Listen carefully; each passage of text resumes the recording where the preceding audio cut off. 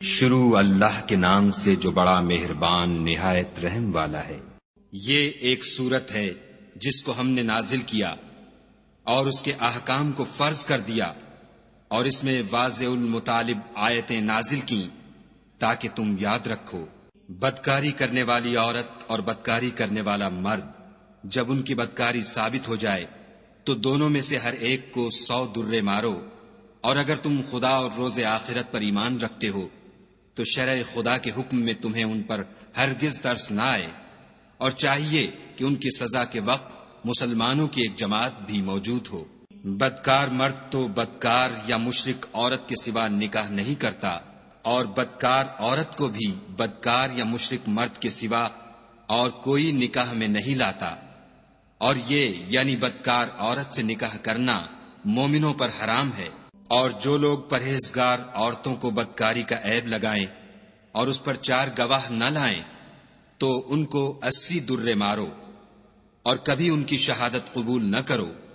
اور یہی بد کردار ہیں۔ ہاں، جو اس کے بعد توبہ کر لیں اور اپنی حالت سنوار لیں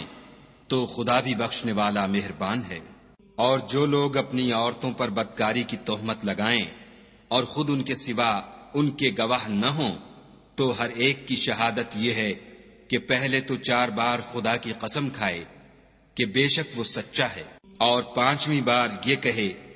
کہ اگر وہ جھوٹا ہو تو اس پر خدا کی لعنت۔ اور عورت سے سزا کو یہ بات ٹال سکتی ہے کہ وہ پہلے 4 بار خدا کی قسم کھائے کہ بے شک یہ جھوٹا ہے، اور 5ویں دفعہ یوں کہے کہ اگر یہ سچا ہو تو مجھ پر خدا کا غضب نازل ہو۔ اور اگر تم پر خدا کا فضل اور اس کی مہربانی نہ ہوتی تو بہت سی خرابیاں پیدا ہو جاتی،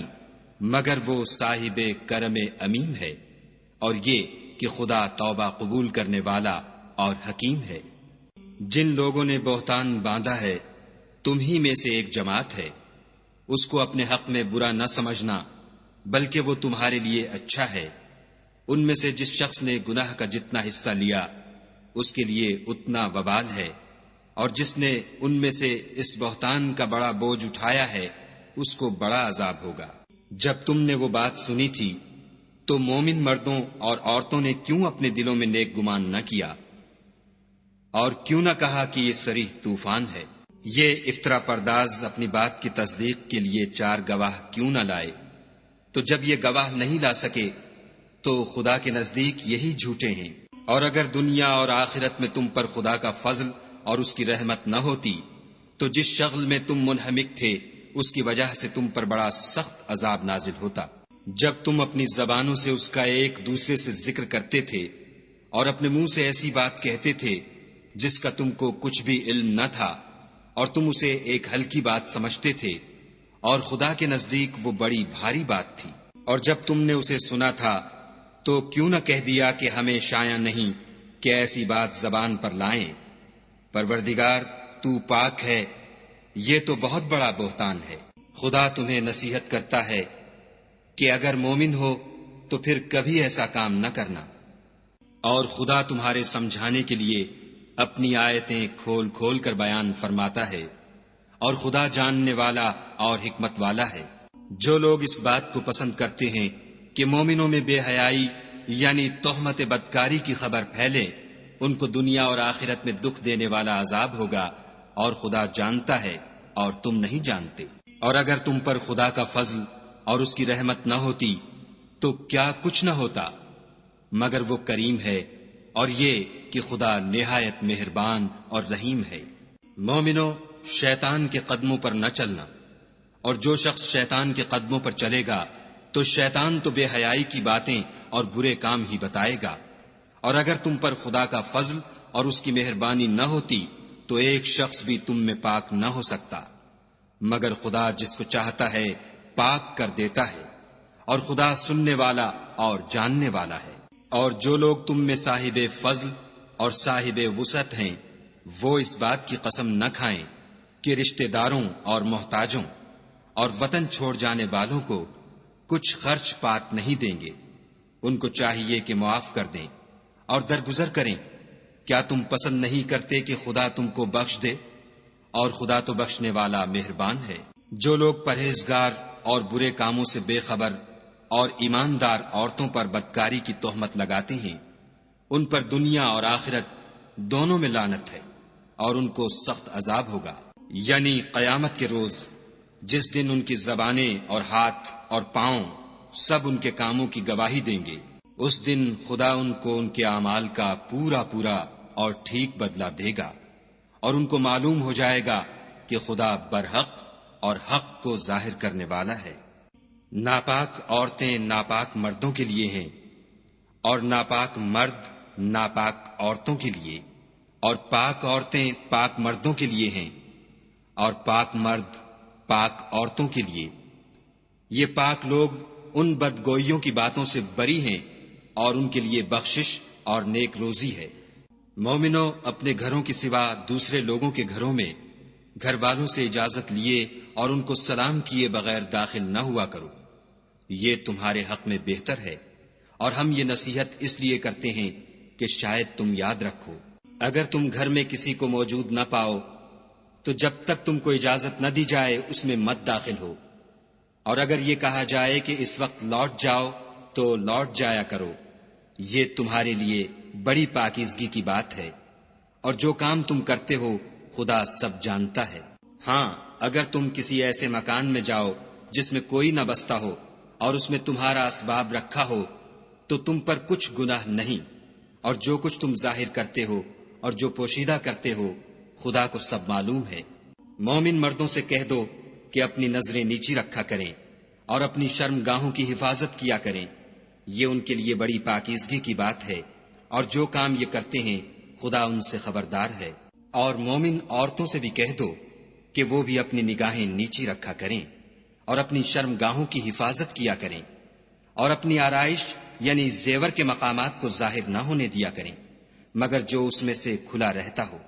اور اپنے سینوں پر اوڑھنیاں اوڑھے رہا کریں، اور اپنے خامند اور باپ اور خسر اور بیٹوں اور خامند کے بیٹوں اور بھائیوں اور بھتیجوں اور بھانجوں اور اپنی ہی قسم کی عورتوں اور لونڈی غلاموں کے سوا نیز ان خدام کے جو عورتوں کی خواہش نہ رکھیں، یا ایسے لڑکوں کے جو عورتوں کے پردے کی چیزوں سے واقف نہ ہوں،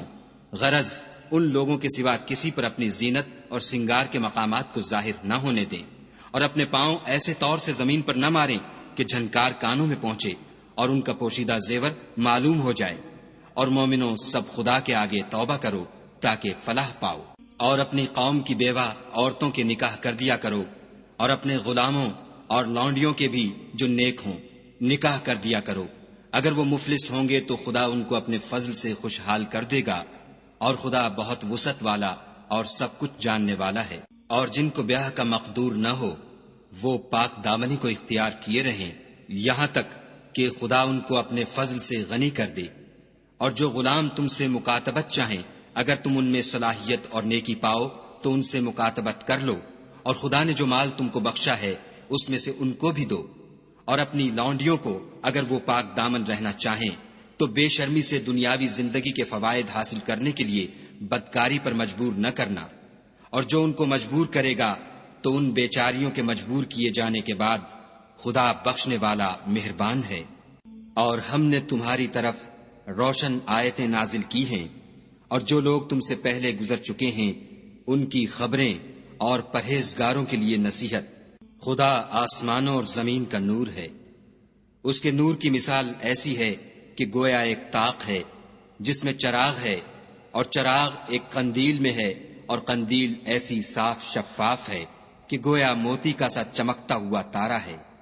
اس میں ایک مبارک درخت کا تیل جلایا جاتا ہے، یعنی زیتون، کہ نہ مشرق کی طرف ہے نہ مغرب کی طرف۔ ایسا معلوم ہوتا ہے کہ اس کا تیل خواہ آگ اسے نہ بھی چھوئے جلنے کو تیار ہے۔ بڑی روشنی پر روشنی ہو رہی ہے، خدا اپنے نور سے جس کو چاہتا ہے سیدھی راہ دکھاتا ہے۔ اور خدا جو مثالیں بیان فرماتا ہے تو لوگوں کے سمجھانے کے لیے، اور خدا ہر چیز سے واقف ہے۔ وہ قندیل ان گھروں میں ہے جن کے بارے میں خدا نے ارشاد فرمایا ہے کہ بلند کیے جائیں اور وہاں خدا کے نام کا ذکر کیا جائے، اور ان میں صبح شام اس کی تسبیح کرتے رہیں، یعنی ایسے لوگ جن کو خدا کے ذکر اور نماز پڑھنے اور زکوٰۃ دینے سے نہ سوداگری غافل کرتی ہے نہ خرید و فروخت۔ وہ اس دن سے جب دل خوف اور گھبراہٹ کے سبب الٹ جائیں گے اور آنکھیں اوپر چڑھ جائیں گی، ڈرتے ہیں، تاکہ خدا ان کو ان کے عملوں کا بہت اچھا بدلہ دے اور اپنے فضل سے زیادہ بھی عطا کرے۔ اور خدا جس کو چاہتا ہے بے شمار رزق دیتا ہے۔ اور جن لوگوں نے کفر کیا ان کے اعمال کی مثال ایسی ہے جیسے میدان میں ریت کہ پیاسا اسے پانی سمجھے، یہاں تک کہ جب اس کے پاس آئے تو اسے کچھ بھی نہ پائے، اور خدا ہی کو اپنے پاس دیکھے تو وہ اسے اس کا حساب پورا پورا چکا دے، اور خدا جلد حساب کرنے والا ہے۔ یا ان کے اعمال کی مثال ایسی ہے جیسے دریائے عمیق میں اندھیرے جس پر لہر چڑھی چلی آتی ہو، اور اس کے اوپر اور لہر آ رہی ہو، اور اس کے اوپر بادل ہو، غرض اندھیرے ہی اندھیرے ہوں، ایک پر ایک چھایا ہوا، جب اپنا ہاتھ نکالے تو کچھ نہ دیکھ سکے، اور جس کو خدا روشنی نہ دے اس کو کہیں بھی روشنی نہیں مل سکتی۔ کیا تم نے نہیں دیکھا کہ جو لوگ آسمانوں اور زمین میں ہیں خدا کی تسبیح کرتے رہتے ہیں، اور پر پھیلائے ہوئے جانور بھی، اور سب اپنی نماز اور تسبیح کے طریقے سے واقف ہیں، اور جو کچھ وہ کرتے ہیں سب خدا کو معلوم ہے۔ اور آسمان اور زمین کی بادشاہی خدا ہی کے لیے ہے، اور خدا ہی کی طرف لوٹ کر جانا ہے۔ کیا تم نے نہیں دیکھا کہ خدا ہی بادلوں کو چلاتا ہے، پھر ان کو آپس میں ملا دیتا ہے، پھر ان کو تہ بتہ کر دیتا ہے، پھر تم دیکھتے ہو کہ بادل میں سے مے نکل کر برس رہا ہے، اور آسمان میں جو اولوں کے پہاڑ ہیں ان سے اولے نازل کرتا ہے، تو جس پر چاہتا ہے اس کو برسا دیتا ہے، اور جس سے چاہتا ہے ہٹا رکھتا ہے۔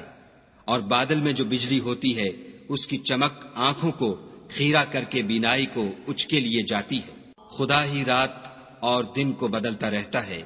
اہل بصارت کے لیے اس میں بڑی عبرت ہے۔ اور خدا ہی نے ہر چلنے پھرنے والے جاندار کو پانی سے پیدا کیا، تو ان میں سے بعض ایسے ہیں کہ پیٹ کے بل چلتے ہیں، اور بعض ایسے ہیں جو 2 پاؤں پر چلتے ہیں، اور بعض ایسے ہیں جو 4 پاؤں پر چلتے ہیں۔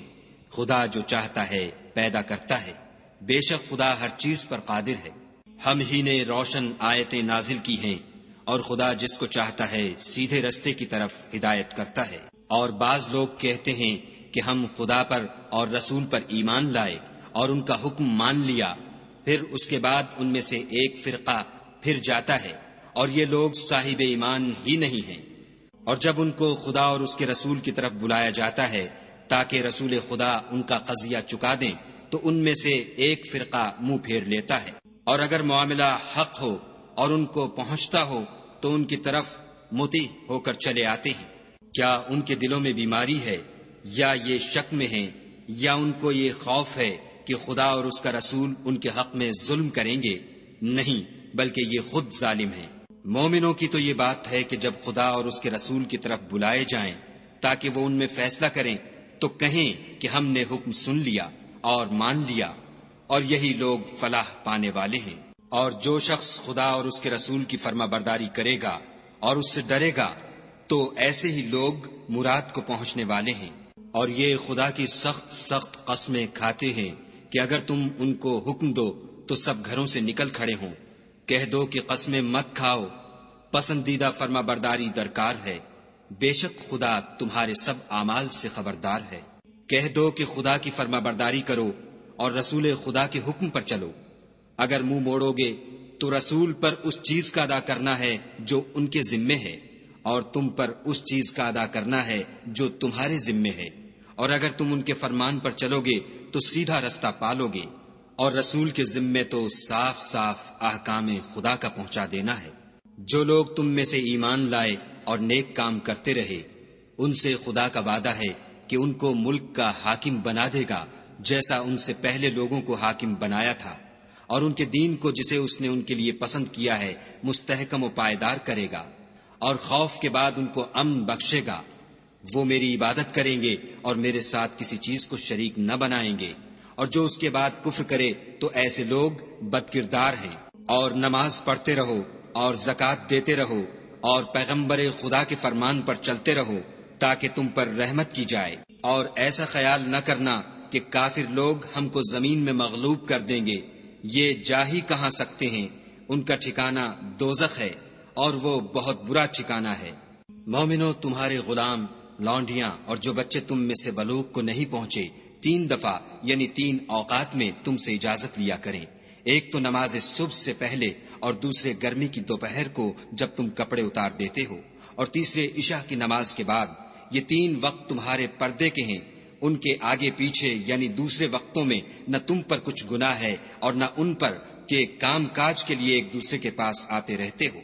اس طرح خدا اپنی آیتیں کھول کھول کر بیان فرماتا ہے، اور خدا بڑا علم والا اور بڑا حکمت والا ہے۔ اور جب تمہارے لڑکے بالغ ہو جائیں تو ان کو بھی اسی طرح اجازت لینی چاہیے جس طرح ان سے اگلے یعنی بڑے آدمی اجازت حاصل کرتے رہے ہیں۔ اس طرح خدا تم سے اپنی آیتیں کھول کھول کر بیان فرماتا ہے، اور خدا جاننے والا اور حکمت والا ہے۔ اور بڑی عمر کی عورتیں جن کو نکاح کی توقع نہیں رہی اور وہ کپڑے اتار کر سرننگا کر لیا کریں تو ان پر کچھ گناہ نہیں، بشرطے کہ اپنی زینت کی چیزیں نہ ظاہر کریں، اور اگر اس سے بھی بچیں تو یہ ان کے حق میں بہتر ہے، اور خدا سنتا جانتا ہے۔ نہ تو اندھے پر کچھ گناہ ہے اور نہ لنگڑے پر اور نہ بیمار پر اور نہ خود تم پر کہ اپنے گھروں سے کھانا کھاؤ یا اپنے باپوں کے گھروں سے یا اپنی ماؤں کے گھروں سے یا بھائیوں کے گھروں سے یا اپنی بہنوں کے گھروں سے یا اپنے چچاؤں کے گھروں سے یا اپنی پھوپھیوں کے گھروں سے یا اپنے ماموں کے گھروں سے یا اپنی خالاؤں کے گھروں سے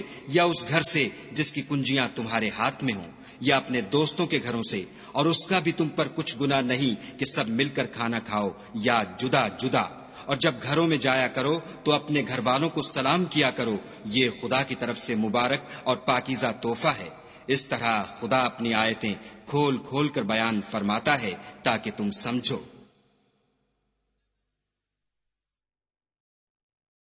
مومن تو وہ ہیں جو خدا پر اور اس کے رسول پر ایمان لائے، اور جب کبھی ایسے کام کے لیے جو جمع ہو کر کرنے کا ہو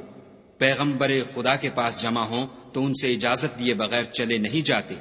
اے پیغمبر صلی اللہ علیہ وآلہ وسلم، جو لوگ تم سے اجازت حاصل کرتے ہیں وہی خدا پر اور اس کے رسول پر ایمان رکھتے ہیں۔ سو جب یہ لوگ تم سے کسی کام کے لیے اجازت مانگا کریں تو ان میں سے جسے چاہا کرو اجازت دے دیا کرو، اور ان کے لیے خدا سے بخشش مانگا کرو، کچھ شک نہیں کہ خدا بخشنے والا مہربان ہے۔ مومنو، پیغمبر کے بلانے کو ایسا خیال نہ کرنا جیسا تم آپس میں ایک دوسرے کو بلاتے ہو، بے شک خدا کو وہ لوگ معلوم ہیں جو تم میں سے آنکھ بچا کر چل دیتے ہیں۔ تو جو لوگ ان کے حکم کی مخالفت کرتے ہیں ان کو ڈرنا چاہیے کہ ایسا نہ ہو کہ ان پر کوئی آفت پڑ جائے یا تکلیف دینے والا عذاب نازل ہو۔ دیکھو، جو کچھ آسمانوں اور زمین میں ہے سب خدا ہی کا ہے، جس طریق پر تم ہو وہ اسے جانتا ہے، اور جس روز لوگ اس کی طرف لوٹائے جائیں گے تو جو عمل وہ کرتے رہے وہ ان کو بتا دے گا، اور خدا ہر چیز سے واقف ہے۔